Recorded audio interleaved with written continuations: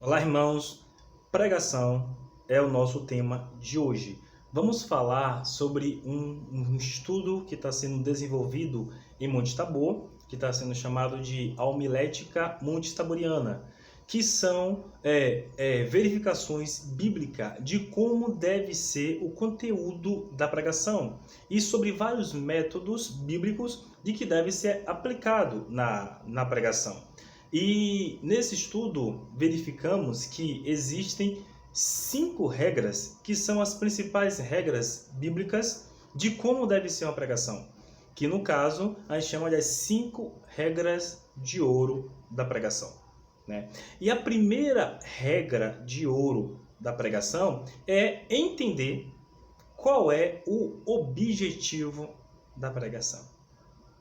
No caso, se você perguntar para qualquer cristão, né, para qualquer crente, na pregação é para pregar o quê? Vai ser uma resposta unânime: pregar a Bíblia. Digamos que essa resposta está correta, mas ela possui um probleminha. Ela pode gerar equívocos. E essa resposta de que é para pregar a Bíblia, sem dúvida nenhuma, é para pregar o conteúdo que está na Bíblia, mas essa palavra, ela gera problemas que, no caso, são problemas que estamos tendo hoje com pregação.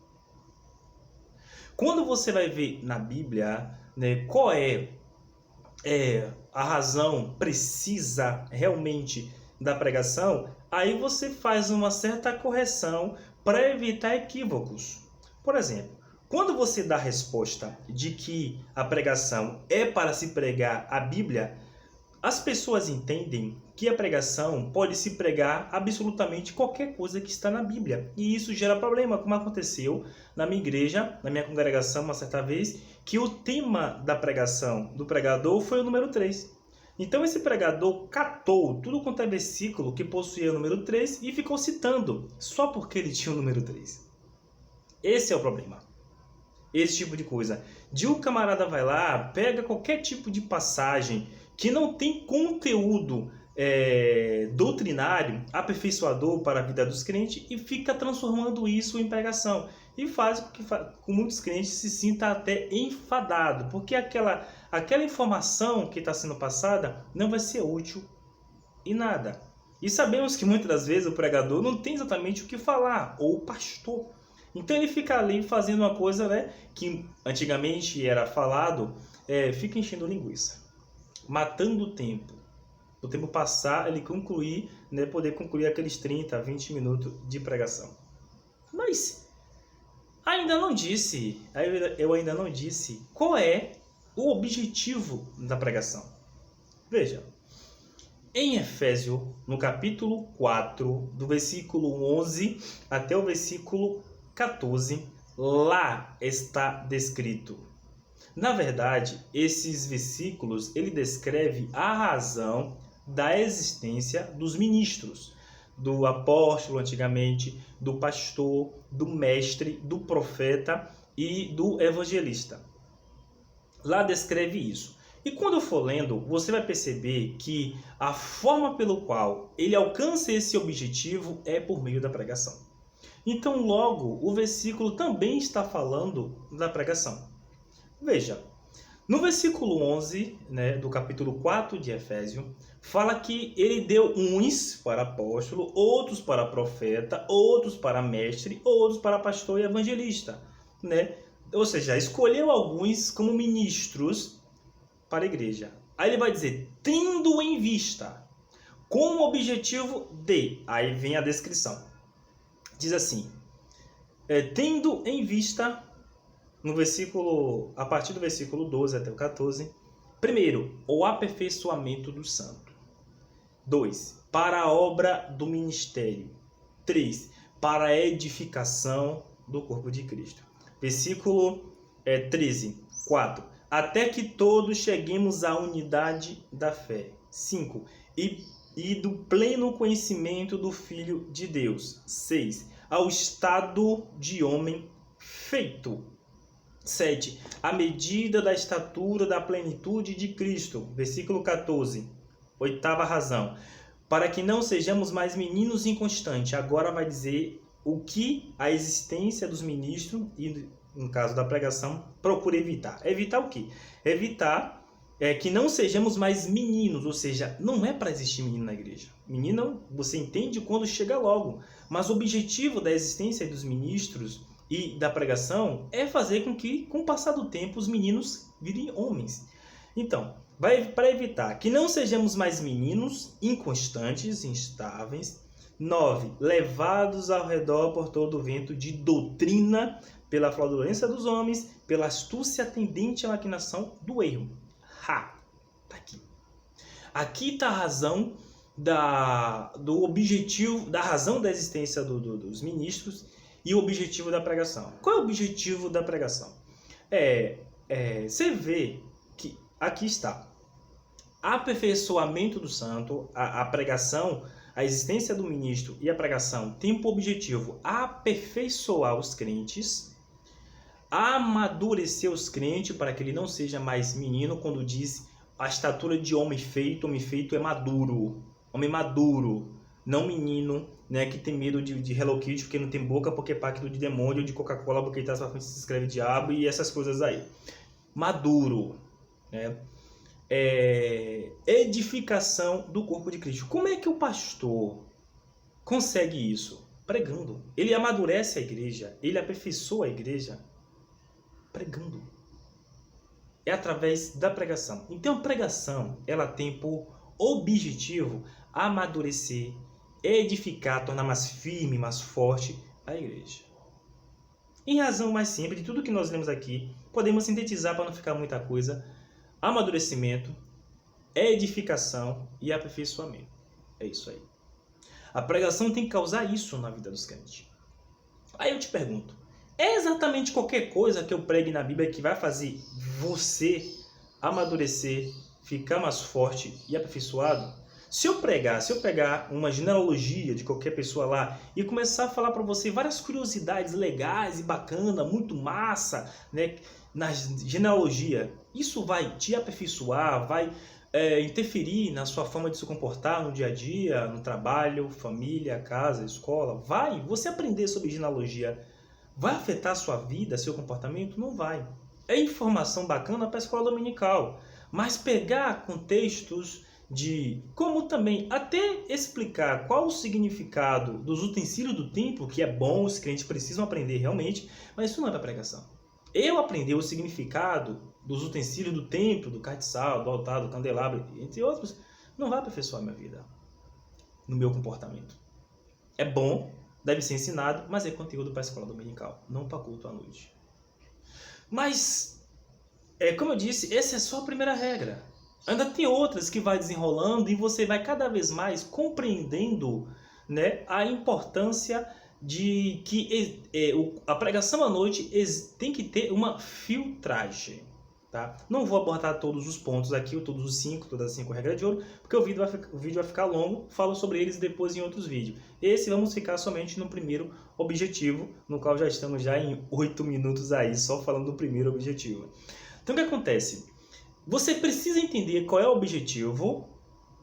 Eu tenho que aperfeiçoar. Beleza, que conteúdos bíblicos eu vou fazer com que os crentes fiquem mais fortes, amadureçam, virem homens, e a igreja fique aperfeiçoada? Que conteúdo bíblico eu prego para que isso se torne? Isso será tema da segunda regra de ouro. E aqui ainda na primeira regra de ouro, você precisa entender como que se alcança esse objetivo. E isso está descrito, né, em 2 Timóteo 4,2, que diz o seguinte: pregue a palavra insta tempo, fora de tempo. Admoesta, repreenda, exorta com toda a longanimidade e ensino. O que ele está falando?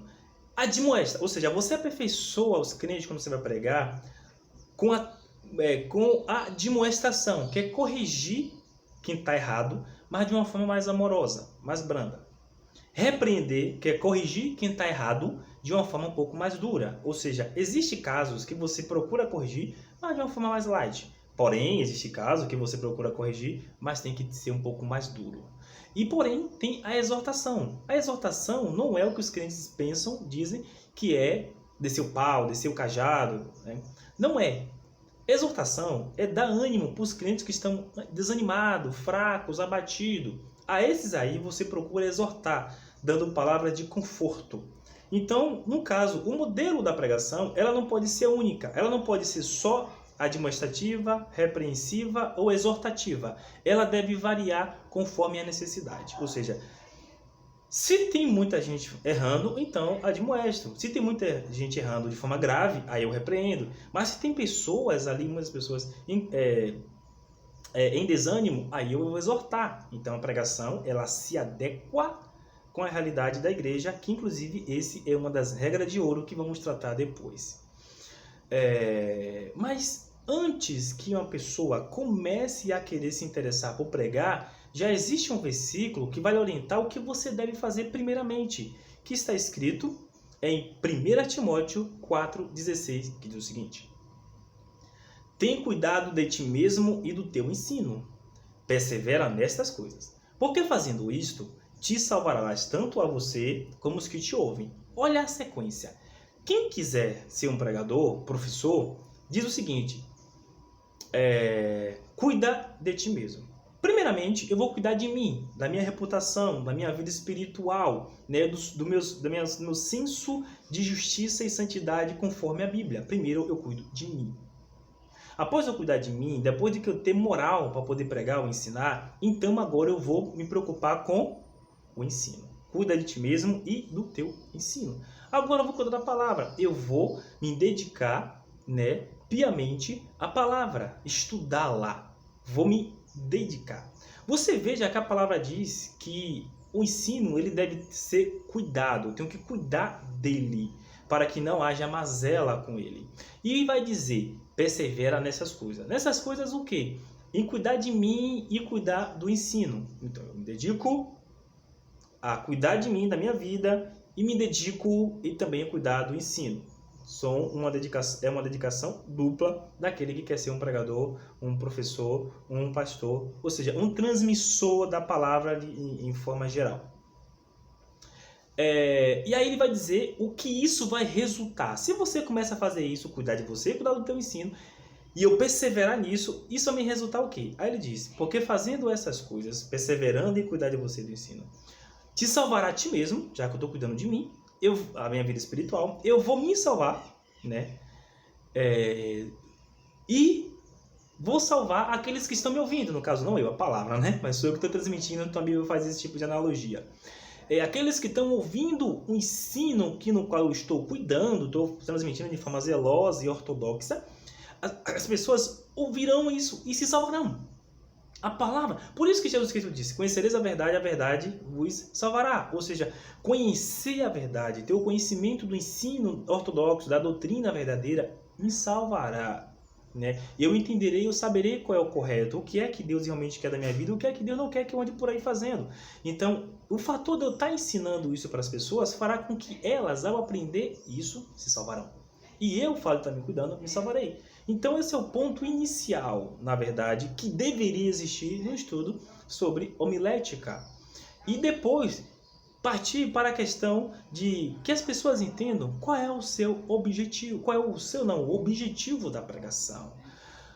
Para quê? O que é que eu tenho que procurar alcançar? Ou seja, se você vê hoje o intuito da pregação é conseguir fazer com que a igreja glorifique, com que o crente venha chorar. Não é exatamente aperfeiçoar. O conteúdo que está sendo pregado não está aperfeiçoando, não está amadurecendo, não está edificando. Porque o objetivo é causar uma comoção, é causar um suposto avivamento, fazer com que as pessoas chorem. Tanto é que quando eles estão pregando, que alguém começa a chorar, eles começam logo a informar, ser o narrador. Olha, já tem alguém chorando ali e tal. Porque isso, né, isso é muito bom para conseguir agenda. Então eu fico narrando o culto, os sinais que estão acontecendo ali no culto, né, para que todo mundo veja que eu sou um bom pregador e eu consiga mais agenda. Porque a intenção não é exatamente essa que estão aqui, aperfeiçoar, edificar, né, e amadurecer a igreja. Porque fazendo esse tipo de coisa, ensinar exige uma dedicação gigantesca. Porque esse objetivo inicial o crente que é relaxado, que é desmazelado acerca da leitura e do ensino, ele vai passar mal. Porque aqui agora vai exigir dele um nível de dedicação muito maior. Porque tem que vir passar um conteúdo para a igreja que seja um conteúdo que a aperfeiçoe, que a amadureça, né? E isso exige muita leitura, muito estudo bíblico, certo? Então, essa é a primeira regra do estudo que Monte Tabor está desenvolvendo, que é o estudo sobre a pregação, que é em conhecer o objetivo da pregação, conforme está descrito no capítulo 4, versículo 11 até o 14 da carta aos Efésios. Que Deus abençoe a todos, e em nome de Jesus, em breve teremos os outros estudos sobre as outras 4 regras da pregação.